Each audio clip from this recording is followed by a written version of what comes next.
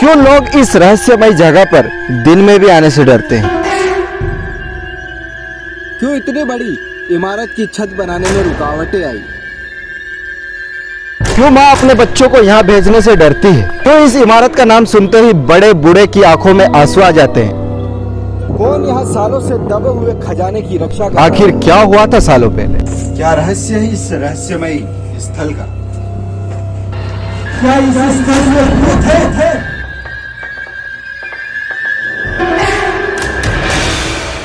नमस्कार, मैं नितेश सैनी नवमंग चैनल से आपका स्वागत है एक और शानदार वीडियो में। आज हम आपको हमारे चैनल के विपरीत अलग प्रकार की इस चैनल पर वीडियो हम डाल रहे हैं जिसका नाम है अधीरा में भूत। और आप देख सकते हैं जो सामने पीछे जो बिल्डिंग दिख रही है उसमें लोगों का कहना है और इस गांव का कहना है कि इस इमारत में भूत है। और इसका इमारत का नाम है अधीरा, क्योंकि इसकी छत नहीं बनी हुई है और जिससे इसका नाम पड़ गया अधीरा। जो कि छत नहीं बनी हुई है वो अधूरा रह गया था, इसलिए इसका नाम रखा गया अधीरा। और यहाँ पर लोगों का कहना है कि भूत भी और इस इमारत के बीच में खजाना भी है। और चलते हैं इस खजाने इस बिल्डिंग को पता लगाने कि इसमें खजाना है या नहीं है, या भूत है या नहीं है।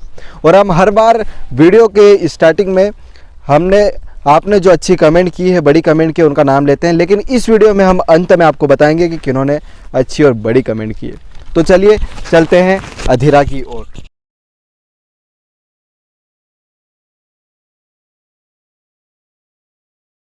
आप देख सकते हैं इस दीवारों की चौड़ाई 5 से 6 फीट है।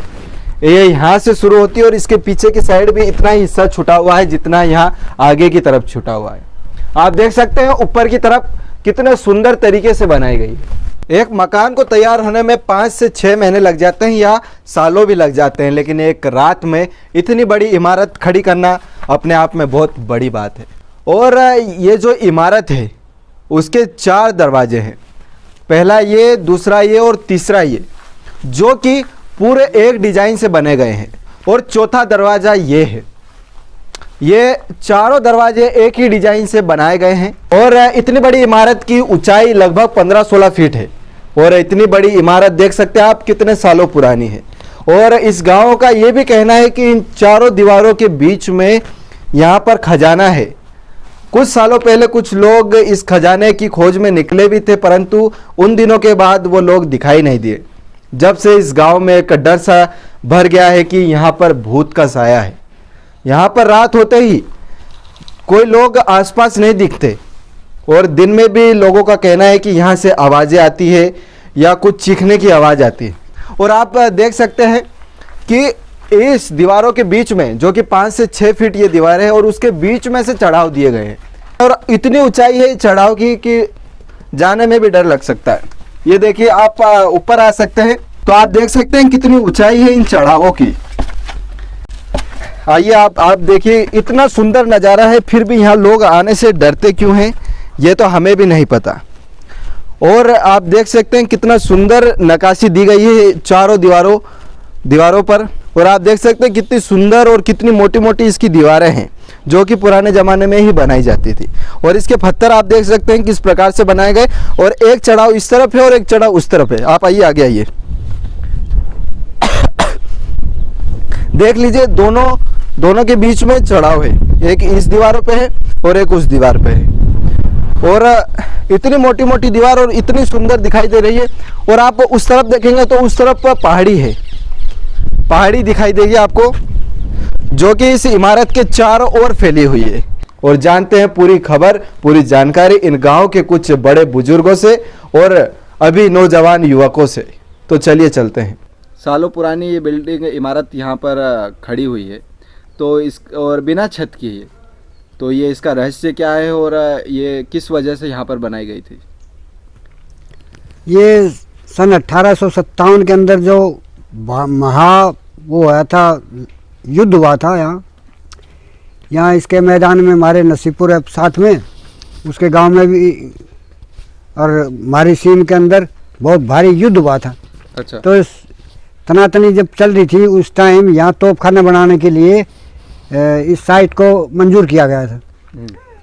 तो इसलिए ये जल्दबाजी के अंदर बिल्डिंग बनाई गई फिर वो 1857 का गदर माच गया तो ये अधूरा रह गया, इसमें कोई सामान भी नहीं रखा गया। हाँ। तो वहाँ इतना भयंकर युद्ध हुआ था, बड़े बड़े राव तुलाराम थे, वो भी यहाँ शहीद हो गए और बड़ा बड़ा संघर्ष हुआ यहाँ की दर्द खून, इंसानों का खून यहाँ इतना बहा था तो धरती लाल हो गई थी। अच्छा। हमने अपने आँखों से भी देखा था, जब बारिश हुआ करती पानी हुआ करता लाल हो जाया करता, इतना भारी गदर हुआ था। और जब हम इस अधीरे की वीडियो बना रहे थे, जब हमने इसके बारे में रिसर्च करी तो कुछ लोगों ने हमें ये बताया कि ये एक रात में तैयार हुई है, जो अधीरा एक रात में कभी कुछ नहीं होया करता, इस टाइम लगता है, एक कम से कम 1 महीना तो लगा होगा। इतनी भारी दीवार है, लंबी चौड़ी, दीवार के बीच के अंदर से जिन्ना चढ़ रहा है ऊपर। हाँ। तो वो बनाते बनाते ही जो है इसकी छत डालने थे, तो वो तोपखाना बनाना था तो वो बना नहीं, और फिर वैसे ही संघर्ष हो गया और बड़ी मारकाट हुई, तो उनके छक्के छुड़ा दिए अंग्रेजों के। तो आप इसके बारे में बताइए कि ये कितना पुराना है, और लोगों का ये कहना है कि यहाँ पर भूत है और क्या यहाँ खजाना है, उसके बारे में आप थोड़ा बताइए। ना तो कोई खजाना है और ना भूत है, एक कब्र है 2 इसके अंदर। कब्र है? हाँ, वो हम प्रत्यक्षदर्शी बता रहे हैं आपको कि उसके अंदर 2 कब्र हैं। ये बताते हैं जब 1857 का गदर लगा, यानी फर्स्ट वर्ल्ड वार शुरू हुआ, तो वहाँ पर ये इस साइड में जो अंग्रेज़ों ने तोप लगा रखी थी इसके अंदर, तो वहाँ से फायर करती थी। और जो कि नसीबपुर का क्या स्मारक बना हुआ आपने देखा, वो 1857 की कर्म भूमि है, युद्ध भूमि बोलते हैं उनको। अच्छा। जहाँ में ये गांव भी, नसीबपुर, ये तीनों सब पूरा इलाका एक ही इलाका था, इक्वल। तो वहाँ पर जो है लड़ाई लगी राव तुलाराम और अंग्रेज़ों के बीच में। राव तुलाराम ने दूसरे राजाओं से मदद मांगी, उनको नहीं मिली, उन्होंने बागी घोषित कर दिया, तो अंग्रेज़ों ने उनके ऊपर हमला कर दिया। वो छोड़कर यहाँ से महाराजा जोधपुर के पास गए, तब ये किला बना। जिनकी जो अंग्रेज़ शहीद हुए उनकी कब्र नसीबपुर का झोड़ देखा आपने, बाबा जेठू मंदिर, उसके बगल के अंदर 2 कब्रें बनी हुई है, वो दोनों अंग्रेज़ जो शहीद हुए उनकी हैं, जर्नलों की। अच्छा। और एक हम उसको बोलते मामा भांजे कब्र, वहाँ मुसलमान जो थे हिंदुस्तानी वो शहीद हुए, वो आजकल हुड्डा में है, ठीक है सर, जिसको बालाजी, वो क्या चमत्कारी बालाजी के नाम से जाना जाता है। अच्छा। एक जो है 2 इसके अंदर है, और इसके अंदर कुछ नहीं, जो अधीरा का है उसके बीच में है। हाँ, बीच में कब्र है।